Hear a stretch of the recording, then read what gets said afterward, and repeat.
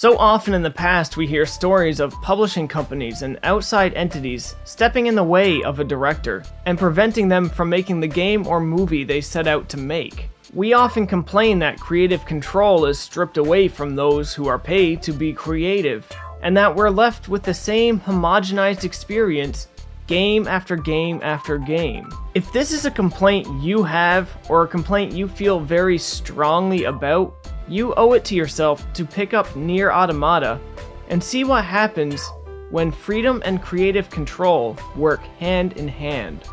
You owe it to yourself to see what can be created with nothing but a budget to constrain it. And if you haven't played Nier Automata yet, let me show you what to expect in this tour de force of freedom and creativity.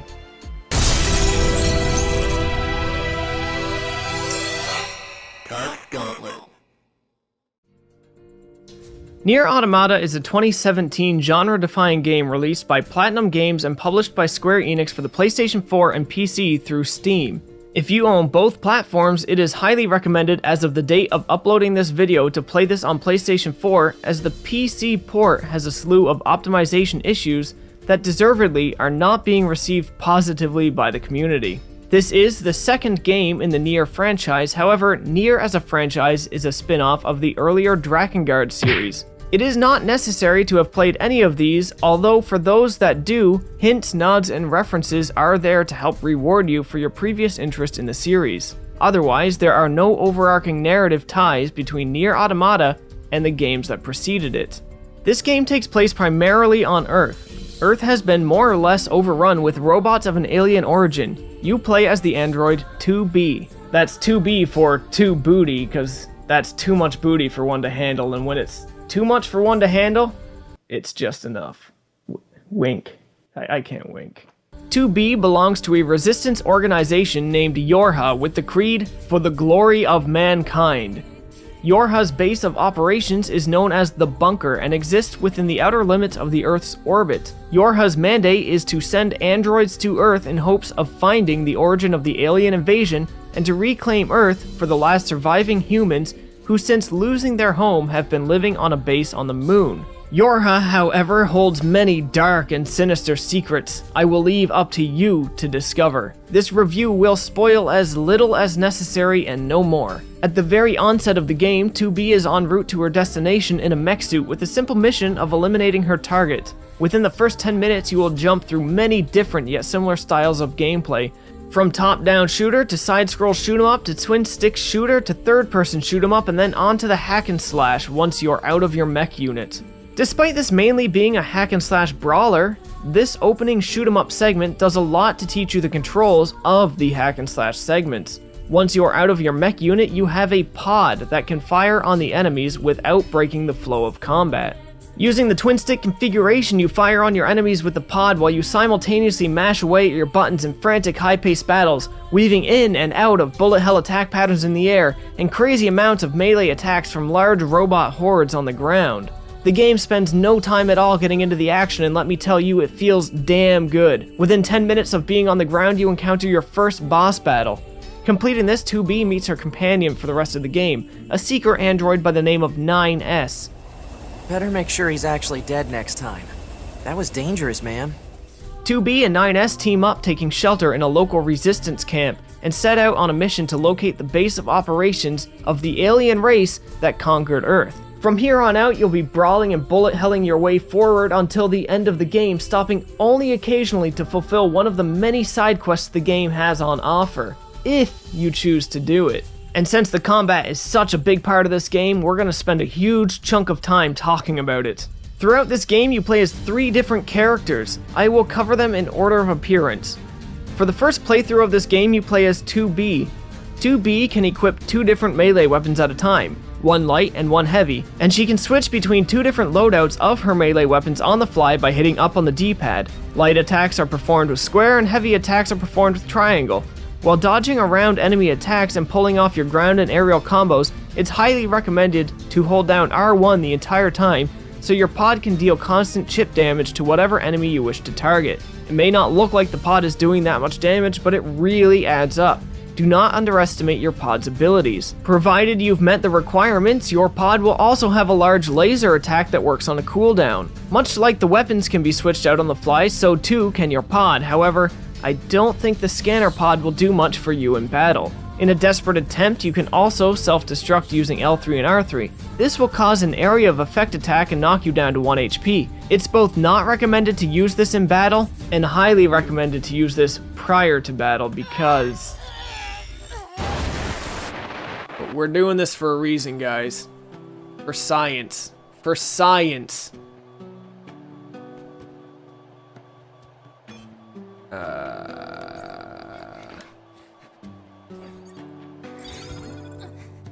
For science. You may have noticed in the battle footage the enemies all have levels assigned to them. Well, you do too. There is an XP and leveling function in this game, but the real difference to your stats will come from the plugin chips you install and from using salvaged items to upgrade your weapons and pod. It's highly recommended you unlock all plugin slots as early as possible to really finesse your character to your playstyle. However, it's rather easy to become overpowered with this plugin chip system. That said, being overpowered feels badass rather than cheap or unrewarding. The sheer amount of spectacle and focus required in every battle can never leave you feeling underwhelmed. So is this a boss? I like that penis. So I think I have to attack him first if I want to continue, otherwise he's not going to do anything. Maybe I can like rub on him a little bit. Oh yeah, there we go. There we go. That's the stuff. Yeah. Fuck me. Plug-in chips can be equipped and unequipped at will anywhere and at any time, although warning, don't unequip your OS chip. Well, unequip it once, but make sure you have a save not too far back. Plug-in chips can also be fused with similar plug-in chips to make more powerful versions of the same thing. The battle styles you can build with this system are simply awesome. I personally, for 2B, preferred a heavy focus on physical attacks and very little focus on the pod. I also equipped a strong auto heal so that my health naturally recovers over time for a godlike feeling, and also equipped a strong shockwave attack so that enemies not in range of my melee could still be dealt considerable amounts of damage. For a while, I equipped the fishing plugin because 2B just looks so nice on our little fishing stool, and it felt great to have fishing as a non-DLC, but this was a function I used very little in the game, so I removed it. So let's move on to 9S, but before we get there, let me explain something. If you're somebody who played this game until reaching the first credit scene, you haven't finished it, okay? Stop. Do not, under any circumstances, say you have completed this game. Go back, pick up your controller, put the game back in, load it up, finish it at least 3 more times. There's a total of 26 endings in this game. 5 of them are main endings. To say that you've truly beaten this game, I'd say there's at least 3 endings you need to acquire. No bargain. I don't care too much about the 21 joke endings in this game, but at least get 3 endings from the 3 main playthroughs. I'm calling them playthroughs, but really it's one game with 3 credit sequences. So with that, let's move on. Each playthrough expands the story and features different characters. In playthrough 2, we play as 9S through the same period of time we played in the 2B campaign. However, 9S's path deviates from 2B's a fair amount, and the things discovered by 9S in his campaign that were not conveyed to 2B in 2B's campaign are a necessity to getting the full experience in this game. 9S, being a scanner model android, is not designed for combat. As a result, 9S can only equip 1 melee weapon at a time, also limited to 2 different loadouts. Only the square button controls melee attacks, but now the triangle button has been repurposed into hacking enemies. When hacking an enemy, a minigame of sorts will boot up mid-battle. In this, you use twin-stick shooting mechanics to attack the core of the robots. You can only take 3 hits before hitting the failure state when hacking. Harder enemies will have their cores protected much better than the easy enemies. Successful hacks deal huge amounts of damage. If you fail, the damage is returned back to you. This was really tough for me at first to work into my combat routine, but once I got it, playing as 9S was actually my favorite playstyle in the game. It felt like it fit, and the transition between the combat and the hacking felt fluid, unique, and refreshing. With 9S, I focused my plug-in chip build primarily around boosting my health, my defense, and an ability called Combust. Combust causes enemies that have been successfully hacked to explode and deal area of effect damage around them. This is great for crowd control and great for 9S as his melee ability is not up to par when being ganged up on. You can also install a plugin that will allow you to take over the robots you have hacked. In the third playthrough of this game, you play as 2B, 9S, and a new android called A2. I will not reveal the context to which you come to play as A2, nor what her allegiance is in relation to the main characters. Starting to run out of breath. A2 more or less plays exactly like 2B, however she has something called a taunt ability, which when activated creates absolutely insane powerful melee attacks. Additionally, she has something called Berserk Mode. This is triggered with the self-destruct control. Berserk Mode does exactly what you'd expect, major DPS boost, but your health drains rapidly until you hit 1 HP and Berserk Mode ends. That's basically the long and short of the battle system. These aren't the only characters you play as, however, you will play as almost every robot type in the game. In fact, one of the most epic moments in the game has you playing as a robot controlling another robot, but I'll say no more. My god, it is just so epic. It's something you ending A only types, sadly, would not have experienced yet. Sorry to harp on that, but I really want to drill this into people. Don't stop at the end of 2B's campaign. To get through the full story takes 3 playthroughs for a total playtime of 20 hours on the low end. It took me 25 to complete all 5 main endings.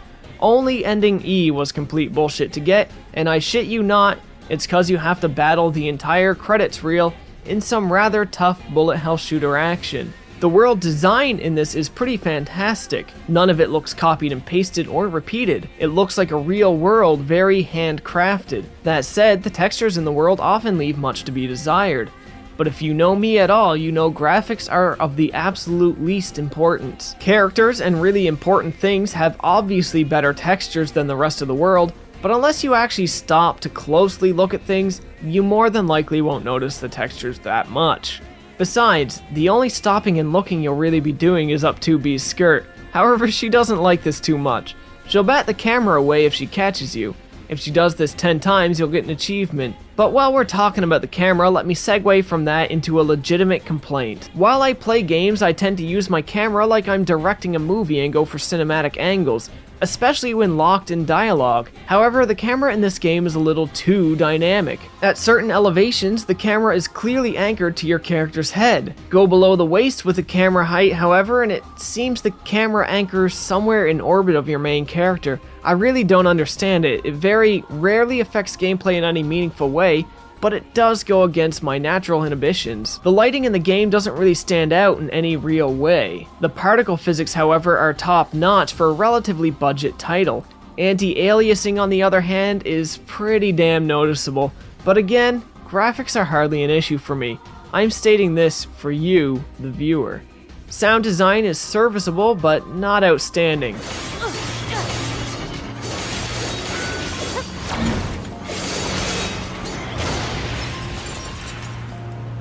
What is outstanding are the musical compositions, fully orchestrated and composed, compliments of Masame Ueda. There are times you may find the game's music is very much in the back seat, but it's in the back where it should be. When the music is meant to stand out, my god, it does. It feels epic, magical, and unique. Some of the songs, the closest thing I can think to compare it to is the soundtrack to Ghost in the Shell, during the making a robot scene. Given the similar themes of robotics, this comparison seems almost intended on the composer's part to me. Truly a work of compositional art. All voiceovers in the game are fantastic.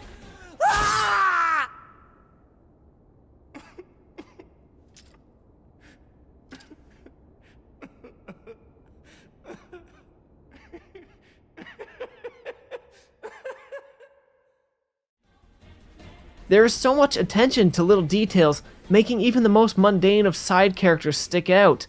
Also, these may be the cutest robots since WALL-E. There is so much personality, character, and charm in every corner and pocket of this game. I find it hard to understand how companies with AAA budgets can't hold a candle up to what's being accomplished here. The best excuse I can find for why they can't is in the director of this series, Yoko Taro. This is a guy who knows what he likes on all fronts and just wants to see it in his game. Strictly in relation to 2B, he was asked a couple rather leading questions, not the least of which was, why does the main character 2B fight in high heels? To which his response was a simple, honest, and unwavering, "Because I just like girls." It's because I just like it, I think a lot of mechanics in this game managed to get in. When asked what he thought about all the sexual fan art of 2B, he responded to the effect of, "They should all be sent to me and compiled on a website for everybody to see." This is the hero game developer gamers deserve. It's so happy. The narrative as well, despite the surface level summary I gave you, gets incredibly deep. Like many old school Japanese anime like Evangelion or Serial Experiments Lane, it gets huge and complex before it really ends. This isn't some simple mindless hack and slash. If I had one major complaint about this game, I think you should know about, it's in some performance issues. It is common when running around the open world for the FPS to drop and become inconsistent. This happens, I believe, when enemies are being loaded into the distance, or when the next area is being generated. It never happens during important parts like when in battle, and battle performance always feels buttery smooth. But it does happen when free roaming, so bear this in mind. Only other problem isn't really a problem, but load times can get a bit on the long end from time to time. In terms of difficulty, I played this game on normal. Close to the end of my first playthrough, I tweeted the following: "Does Nier Automata get difficult at all? Just beat Adam in the copied city, first try. Judging by the bodies around, thought it'd be tough." Immediately followed by, "The answer was no. Just finished the first playthrough, very easy game." Upon starting playthrough 2, I remarked to a friend that it does indeed get hard. Well, that wasn't quite the case. I hit a difficulty spike at the start of playthrough 2, but once I adapted to the new playstyle, the game was easy again. The game always feels like a challenge though, because it's such an overwhelming barrage on the senses, and it's so insanely epic, but it's incredibly unlikely you'll face death too often. In my total playthrough, getting all the main routes on normal, I died maybe 10 times. When you face death, it works a bit like the Soulsborne series. Get back to your body without dying, or you lose your plug-in chips and have to start all over. A steep price, but not insanely debilitating. Additionally, corpses appear on the ground where others died. Pray for them to give the player an HP boost in their world, rob them, or repair them so they become an AI-controlled accomplice in your world. This game has pretty much anything you'd ever really want in a game, and I've gushed enough. How many words is this review? 2,993 so far. That's probably enough, guys. I'm sure you realize I could talk for days about this, so it's probably for the best I just end it here. I love this game. I bought it on sale for 30 bucks at a Best Buy a few months after its release. I kinda wish I didn't. I kinda wish I bought this at full price on launch day, because this is a game that deserves it. If you like games like Bayonetta, this is gonna be right up your alley. Same developers, different world, similar playstyle. If you want something that's simply different and refreshing as a holistic experience, again, Nier Automata, this is the game for you. If you like deep narrative, replay value up the ass, and a general overarching feeling of a dev that just says, "Fuck it, I like this, let's do it," it's the game for you. For now though, my time with this game is done. At the very end of the final main route, you're asked a question as a player. You're given the opportunity to help other players in their world. I picked the altruistic answer to this question, and the game made it very clear to me before answering this comes at a price. To help other players, you're going to be deleting all of your save files on this game. I didn't back it up to a cloud or anything like that. I allowed my save file to be deleted, and you know what? I walked away from this game with kind of a special, unique, fulfilled feeling. Like my playthrough is actually gonna make a difference. And that just felt good. So while I may be done with my game, I'm 100% going to pick up the next game in the series whenever it comes out. And I hope you do too. Anyway, that's all I'm gonna say on this, guys. I hope this video has helped you. As always, thanks for watching. If this video did help you and you want to support the channel, why not share it around, leave it a like, or subscribe to keep up to date on all my latest videos. If you're into Japanese games or just kinda generally pervy shit, you're in the right place. I hope you guys enjoyed your time here today, and I hope to see you again in the future.